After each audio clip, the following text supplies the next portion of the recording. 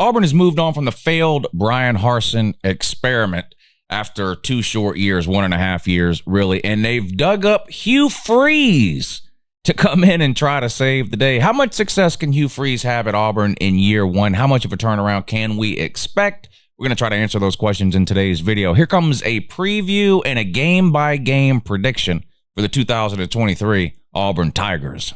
Let's go.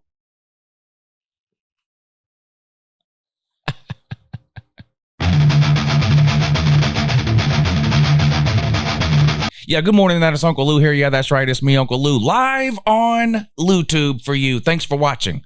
I really appreciate it also, and in addition to that as well. Make sure you subscribe to the channel if you're not already. I post college football videos almost every single day of the year. Some of them are even watchable. I don't know about this one. You can let me know in the comments down below at the end what you think about this one. We do live shows constantly throughout the week, call-in shows every Tuesday and Thursday night. We have a really good time here on this channel covering college football from coast to coast. Make sure you hit the subscribe button and hit the thumbs up. So Auburn was 5-7 last year with Brian Harsin. They ended up firing him halfway through the season, 8 games in. Auburn was 3-5, fired Harsin. They made Cadillac Williams interim head coach. He went 2-2 down the stretch. So Auburn finished at 5-7, 5-7 for the year. Never really. I mean, we can go back and debate whether or not Brian Harsin was ever really given a fair shake at Auburn or not. The reality is, I agree with the boosters that he shouldn't have been hired. I do not agree with the way the boosters handled it in the offseason between year 1 and year 2 with some allegations that came out that appeared to come from the boosters, some personal allegations against Brian Harsin, which were never really proven. I don't really think that was the right way to handle things, but I do agree with their general idea that Brian Harsin was just not fit for the job in Auburn, and I think that proved itself to be true over the course of the 1.5 years that he was there. Didn't do well on the field. The recruiting was not where it needed to be. I really feel like Auburn had no choice, given how bad it was, both on and off the field. Generally speaking, firing a coach 1.5 years in, I think, is a terrible idea. I think it sends a bad message to any future coach you might want to bring in that you're not willing to give anybody any time. Because the situation got so toxic on the outside, though, I really feel like Auburn had no choice and needed to move on. So they bring in Hugh Freeze. Now, of course, Hugh Freeze has been around the block a few times. He was at Ole Miss for several years back in the sort of middle 2010s. Had some success on the field there, beat Alabama a couple of times, never won the West, never really anything beyond that, but did manage to beat Alabama. I believe it was in back-to-back years, actually, but I know he beat Alabama twice. And it's pretty much agreed upon. Hugh Freeze is a pretty good head coach. I think he's definitely an upgrade over Brian Harsin. He's a pretty good offensive mind. How well is that going to work at Auburn? We'll see. How much time will it take to see some improvement? Well, we'll see that too.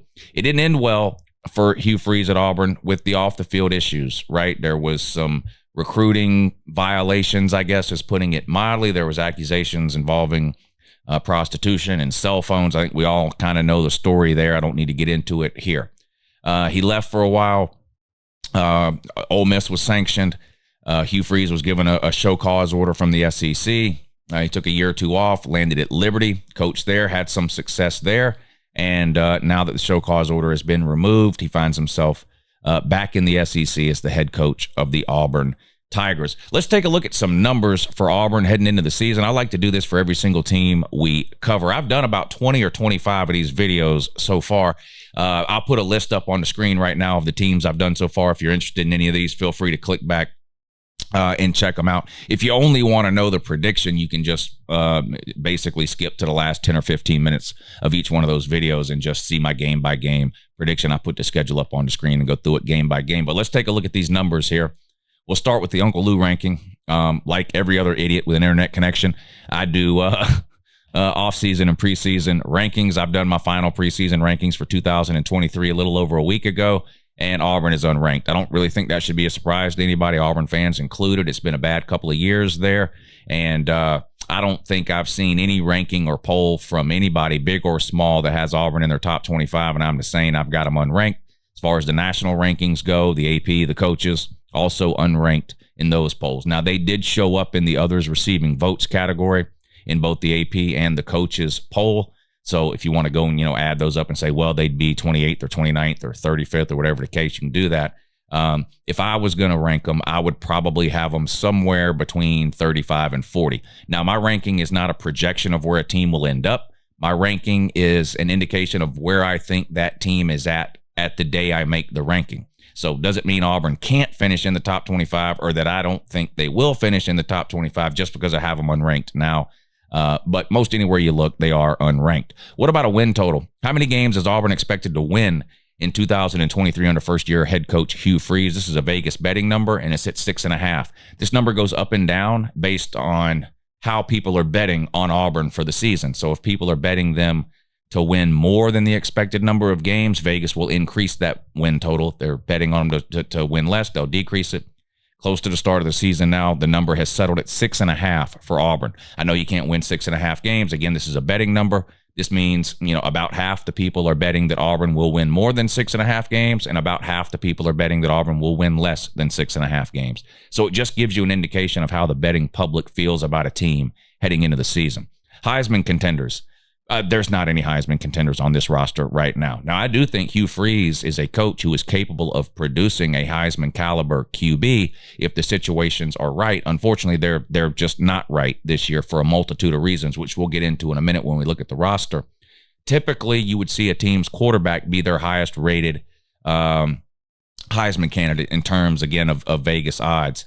Robbie Ashford was the quarterback last year, along with a little bit of TJ Finley. TJ Finley transferred out. It's been sort of a QB battle in spring and fall camp between Robbie Ashford and incoming transfer Peyton Thorne from Michigan State. It was announced recently that Peyton Thorne is going to be the starter. Neither one of those players are even listed in any of the Heisman odds I could find, though, and you can find Heisman odds that are 100, 150 names long. It's no one from Auburn is winning the Heisman. I don't think that's a surprise or a shock to anyone. Even if Peyton Thorne has a decent year, record-wise, Auburn's just not going to be where they need to be to produce a Heisman winner in 2023. That shouldn't be a shock to anybody. What about Auburn's chances of winning the SEC in 2023? Well, they've got the 8th best odds. So about middle of the pack in the SEC, which is pretty good considering where they finished last year at 5-7. Their odds are plus 8,000. Again, that's good for the 8th best odds to win the SEC. Just ahead of them in 7th spot, Florida. Just behind them in 9th spot, Arkansas. So just an indication of where the betting public feels Auburn sort of fits in the hierarchy of the SEC for 2023. What about a national title? If you really hate money and you want to bet on Auburn winning a national title in 2023, you can do that. And the odds are plus 15,000. That means a $100 bet on Auburn to win a national title would pay you $15,000 if they actually won it. That puts them tied with teams like Iowa, Kentucky, and South Carolina. So again, not a guarantee of anything, just an indication of how the betting public feels about Auburn in terms of a national title odds plus 15,000. All right, let's take a look at the offense, the defense, who's coming back, what they do in the transfer portal, and what Auburn might look like on the field in 2023. I think sort of the baseline goal for any football team or program from year to year should be to make a bowl game. Now, obviously, there are teams that have much higher goals and expectations than that. But I don't think there's much point in fielding a team from year to year if you don't have a baseline expectation of a bowl game, or at minimum a 500 record, which would qualify you for a bowl game at 6-6. And I feel like that's about where Auburn should be. I feel like they should be shooting for a bowl game in year one under Hugh Freeze, whether that's a 6-6 record, a 7-5. If a couple of things bounce their way, an upset or two, maybe they get to 8-4. But I think the minimum baseline goal for Auburn heading into 2023 should be to make a bowl game. How do they plan on doing that? Well, offensively, they're going to have to obviously play a lot better than they played last year at a lot of different positions, and that starts with the quarterback. I mentioned earlier they brought Peyton Thorne in from the transfer portal. That's going to be a theme in this video as we talk about the roster. A ton of transfers brought in, which you're seeing more and more now with new coaches, especially bringing in tons of transfers, almost turning the roster completely over. But they brought Peyton Thorne in from Michigan State. Mixed results up there for him. We'll see how he does in the SEC. He's not a running QB, which is a little unusual for what Hugh Freeze likes to do with his quarterback. So we'll see what effect, if any, that has on the offense, the game plan, and the play calling. But again, just a decent quarterback. But Auburn's got to get a lot better offensively. You look at them last year, they were 11th in the SEC in scoring, 119th nationally in passing. Robbie Ashford is one of the best athletes in the SEC, probably. But it was pretty clear to most people who watched Auburn play last year that he might not necessarily be cut out to be a QB in the SEC. He might be better positioned to find another position to play, whether that be running back, wide receiver, some sort of H-back position, something like that. He very athletic, can run around, can hurt you with his legs, but really struggles throwing the ball. So they bring Peyton Thorne in, and again, he has been named the starter.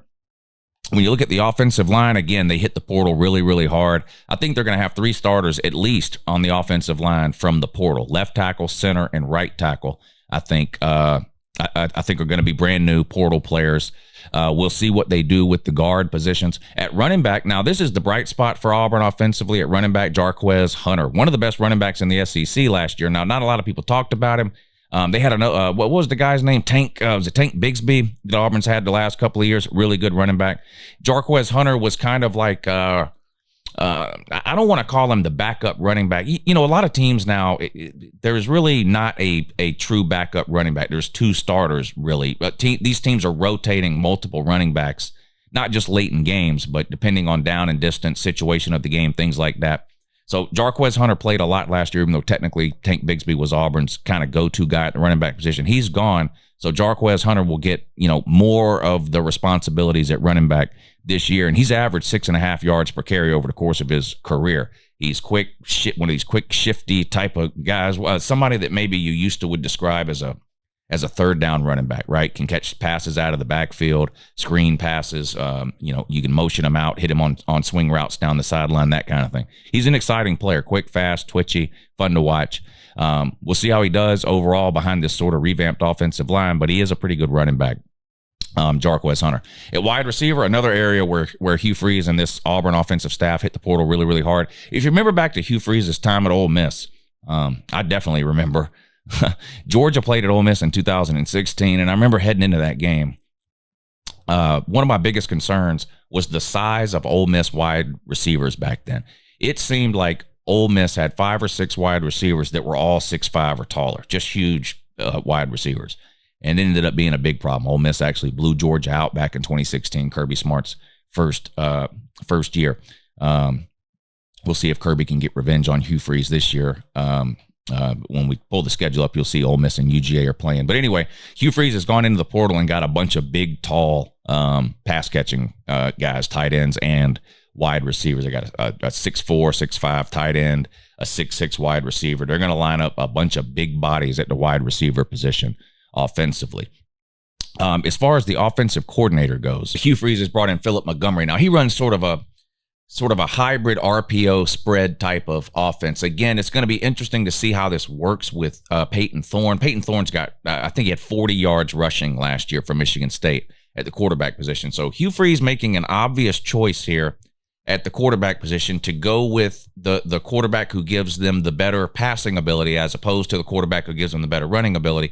We'll see what that means for the offense as a whole. And I need to mention this wide receiver from Ohio State too, because I've heard some Auburn fans mention him, but Caleb Burton is his name, a transfer wide receiver from Ohio State. Now, the reason I think people make such a big deal about transfer receivers from Ohio State, I think should be pretty obvious. Number one, Jamison Williams at Alabama a couple of years ago was a transfer from Ohio State. Jamison Williams not really able to get on the field at Ohio State, at least not enough to satisfy him. He enters the portal, goes to Alabama, absolutely blows up, right?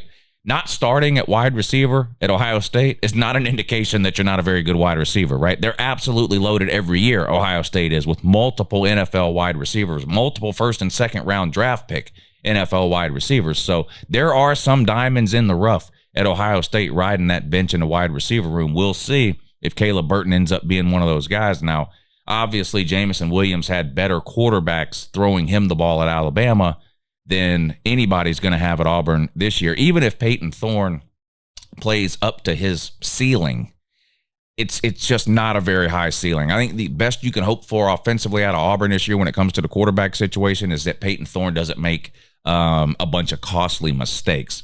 I don't think Peyton Thorne is the type of QB that's going to put Auburn on his back and carry him to a win late in the game in a shootout type situation. We'll see. Let's take a look at the defense. Like the offense, they've got to improve drastically on the defense, especially up front. They gave up 30 points a game last year, which is just mind-numbing, unbelievable. Third most in school history. 5 times last year they gave up 40 points or more. Their defense was just absolutely horrendous. and it was mostly the defensive front. The back seven actually played pretty well. We'll talk more about that. In a second. They bring a defensive coordinator in, Ron Roberts from Baylor to try to turn this defense around. We'll see. All of this is year one stuff, right? I've done a lot of other prediction videos for year two coaches where you see big jumps a lot of time. Ohio State's defensive coordinator heading into year two. They're expecting the defense to play much better this year than it did last year. Results are mixed in these first year situations. We'll see. But Ron Roberts in there, you got to give up less points. Clearly, I mean, stating the obvious there, how do you win games? You score more points than your opponent. How do you do that? You limit the number of points your opponent scores, and Auburn's defense had a hard time doing that last year. They're going to have to do a lot better. And again, the defensive front really was the issue, and this is an area like they did in a lot of places on offense where Hugh Freeze and the defensive staff have tried to raid the transfer portal looking for starters. They're probably going to have 3 transfers starting on the defensive front. Never mind the edge rushers. I'm talking about just nose tackles, defensive ends, 3 Power 5 transfers. Probably all 3 of them are going to start. They also have 2 brand new edge rushers on the outside. So a totally revamped defensive front for Auburn. Again, year one, we'll see how they do under new defensive coordinator Ron Roberts. Now on the back end, it's a little bit of better news. All 7 of their back end starters returned from last year. And while their defense was pretty bad overall, their pass defense was pretty good. So getting all 7 of those guys back with an extra year of experience, I think, is going to mean probably a little bit even better this year, right? At least on the back 7.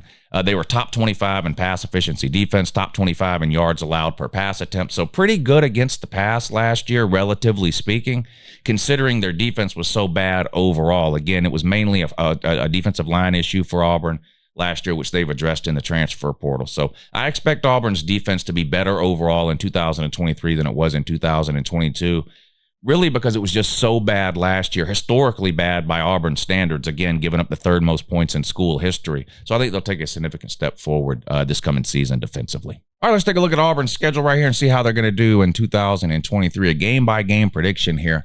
Now, they start out week 1 at home against UMass.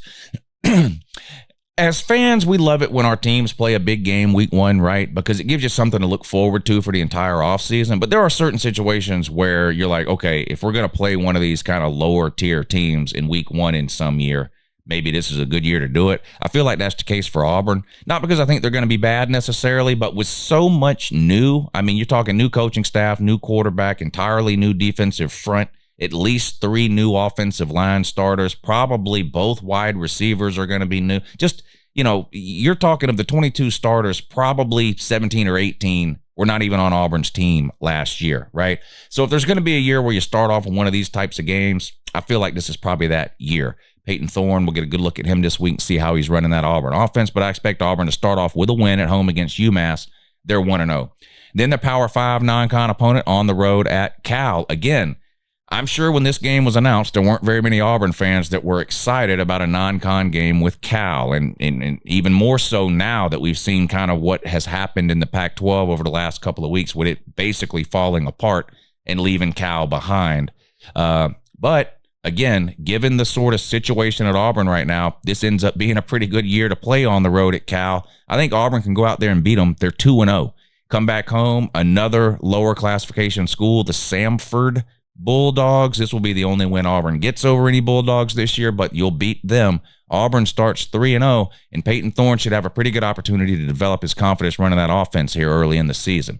Then things get a whole lot trickier here when conference play starts. First conference game of the year is on the road at Texas A&M, and I know people are going to tell me that Texas A&M's record was the same as Auburn's last year, so, yeah, that's true. But Texas A&M's talent level is through the roof, and they've got way more coaching consistency than Auburn does. Auburn brand new everything on the coaching staff. Texas A&M did bring in an offensive coordinator, Bobby Petrino, but it's not a situation where they're replacing a new offensive coordinator. Texas A&M never had an offensive coordinator. Jimbo Fisher's been running that offense the entire time. So what you're going to see is sort of a hybrid Jimbo Fisher, Bobby Petrino offense at Texas A&M. Some new terminology, but not all new terminology. Some new formations and play sets, but not all new, right? It's going to be sort of a combination of the two. A lot of chatter this offseason about how much control Jimbo Fisher will give up to Bobby Petrino on that Texas A&M offense. I think he's going to let Bobby Petrino run the offense. I think that's going to be good news for Texas A&M. The reality is Texas A&M's a tough place to play, and right now Texas A&M's just got a lot more talent than Auburn does. I can't see Auburn going on the road early in the year and pulling off the upset. I think Auburn drops this one on the road against the Aggies. They're 3-1. You come back home and play Georgia, I think you're going to lose this one too. Now, this is a potential trap spot for Georgia, in my opinion. They're going to have a new quarterback this year and a new offensive coordinator. And this is their first road game of the year. They play, I believe, 3 or 4 home games in a row before going on the road to play Auburn here at the end of the first month of the season. So Carson Beck, Brock Vandagriff, whoever ends up being, is probably going to be Carson Beck.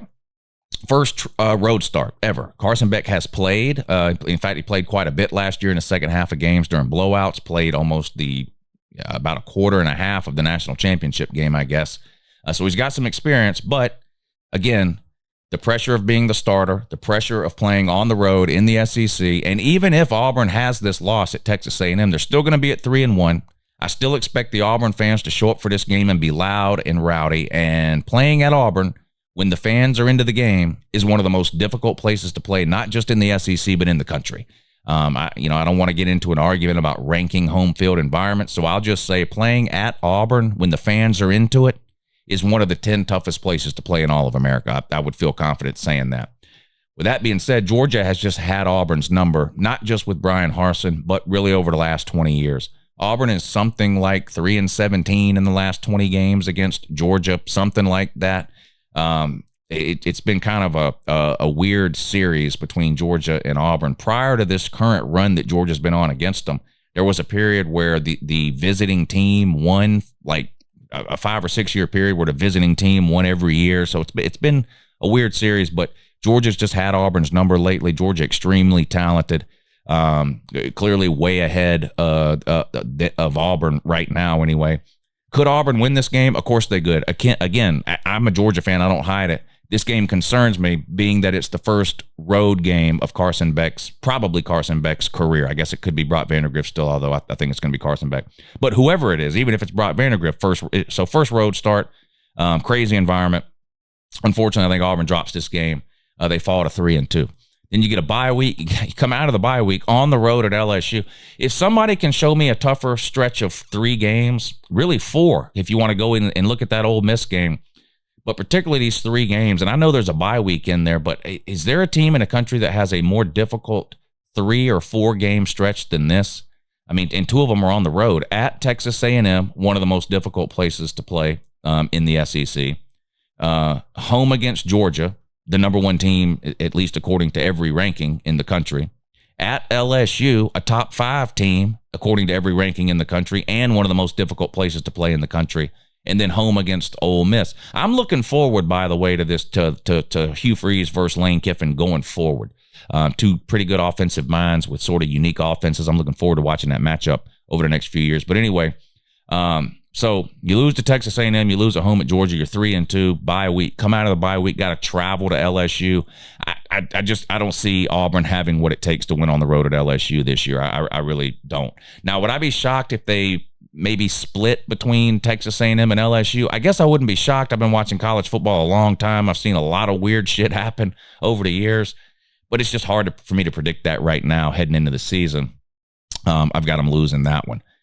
I've also got them losing to Ole Miss at home. I just feel like I don't think Auburn is a terrible team. I don't. In fact, I think at the end of the year, Auburn's going to be one of those teams that you look at their record and you go, you know what? They're probably a little bit better than their record indicates.